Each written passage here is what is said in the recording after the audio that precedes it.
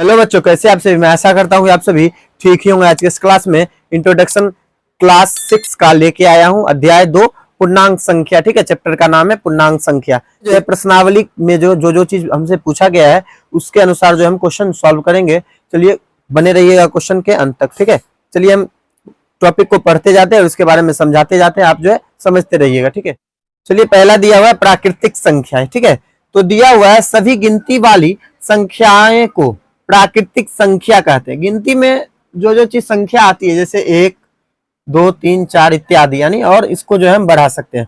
चलिए, और दिया हुआ है इसका मेन टॉपिक हमने जो है आपको समझाने के लिए लिख रखा है। ठीक है, तो प्राकृतिक संख्याएं वे संख्याएं होती है जो 1 से शुरू होकर अनंत तक चली जाती है। इससे अगर समझ में नहीं आए तो आप जो है इसका सहारा भी ले सकते हैं। प्राकृतिक संख्या जो है 1 से शुरू होती है और अनंत तक चली जाती है। वो जो है जहां चाहे आप वहां रोक सकते हैं, नहीं तो वो बढ़ते ही रहेगा। आप बढ़ाना चाहे जहां तक तो उसको बढ़ाते चले जा सकते हैं। ठीक है, चलिए दूसरा टॉपिक देखते हैं। दूसरा टॉपिक में दिया है प्राकृतिक संख्याओं में जीरो या कोई नकारात्मक या भिन्नात्मक संख्याओं को शामिल नहीं होता है। ठीक है, यानी ना ही प्राकृतिक संख्या, ना ही पहले जो है जीरो लगेगा, ना ही नकारात्मक यानी घटाव माइनस का चिन्ह जो है कहीं नहीं लगेगा, और भिन्न यानी बटे में जो होता है वो भी नहीं लगेगा। ठीक है, इन सब को क्या कहेंगे हम?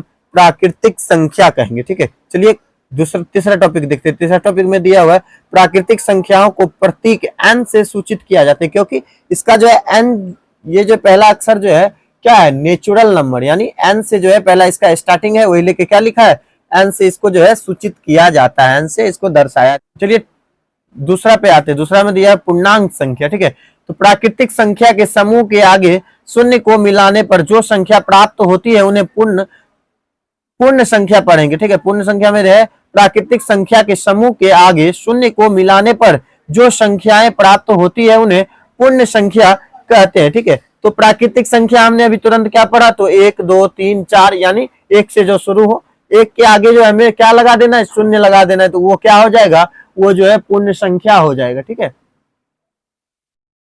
वो क्या हो जाएगा? वो जो है पूर्ण संख्या हो जाएगा। ठीक है, चलिए अब दूसरा टॉपिक पढ़ते, चलिए अब दूसरे के बारे में पढ़ते हैं।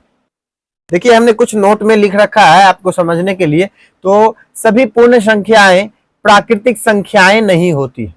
सभी जो पूर्ण संख्या है वो जो है प्राकृतिक संख्याएं नहीं होती है, लेकिन पूर्ण प्राकृतिक संख्या जो है पूर्ण संख्या हो सकती है, क्योंकि उसके समूह के आगे जो है क्या लगाया जा रहा है? तो शून्य लगाया जा रहा है। वही लेके प्राकृतिक संख्या के समूह के आगे जो है शून्य लगाया जा रहा है, वही लेके प्राकृतिक संख्या जो है पूर्ण संख्या के बराबर हो सकता है।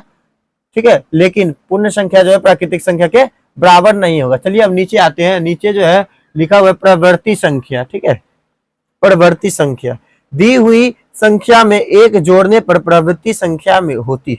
जैसे हम जो है 5, हमें जो मानिए क्वेश्चन जो है मैं लिखा होगा 1 नंबर में 5। ठीक है, 5 में जो हमने क्या किया? 1 को प्लस कर दिया, वही लिखे 1 को जोड़ने पर जो हमें प्रवृत्ति, जोड़ने के बाद जो 6 आया वो जो है क्या हो गया? वो जो है प्रवृत्ति हो गया। चलिए अब आगे देखते हैं।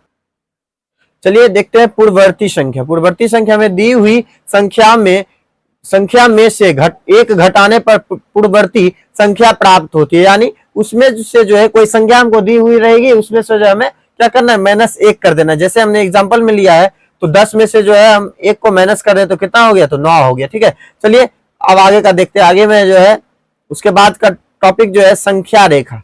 ठीक है, संख्या रेखा, तो क्या हम इसके बारे में जानेंगे? तो एक सरल रेखा है जिसका उपयोग वास्तविक संख्या को प्रदर्शित करने के लिए किया जाता है।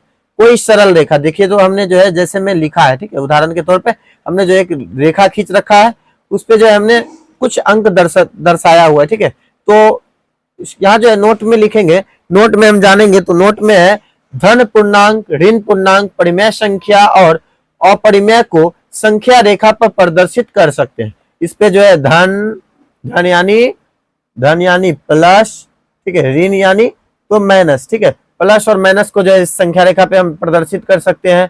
ठीक है, और जो है हम परिमेय यानी बटे में जो होगा उसको भी जो है हम यहाँ पे जो है प्रदर्शित कर सकते हैं। ठीक है, चलिए अब आगे बढ़ते हैं।